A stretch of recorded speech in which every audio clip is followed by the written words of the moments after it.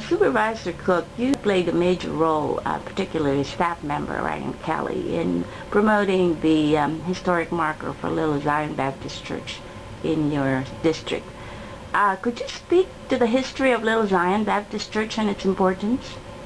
Well, you know, there's a great history in that area of Little Zion Church, the Penn Center, which is right around the corner, a history of that goes back with a strong, vibrant African-American community in the area. And, you know, as we develop Fairfax County, we want to remember our history as well. And there's a lot to remember, there's a lot to learn from, and we want to record those stories. And the importance of the markers is that as people see them, as they stop by, they read them, they are then reminded of the history of where we came from. You know, Fairfax County didn't start in the 1970s. It started a long time before.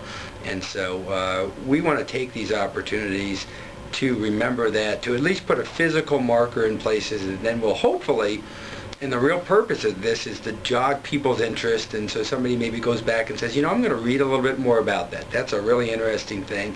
And even if they don't do that, they've gotten a short message that says, hey, that there was something different here at some other point. And boy, this area has evolved, and it has an interesting history. And that, you know, helps us in present day as well, as we continue to try to include people in our community, and part of that is this, that connection to the past. And so I think there's just a lot of benefits to these markers. And you were interested in making sure that President Lincoln was recognized in February, Black History Month, and the President's Day as well. Perhaps you could speak on that issue. Well, our federal holiday is President's Holiday, representing President Washington and President Lincoln, and I thought that the Fairfax holiday ought to reflect that policy as well. You know, we have a lot of historical figures to recognize that we like to recognize, and of course President Lincoln was one of our greatest presidents. Some people would say our greatest president.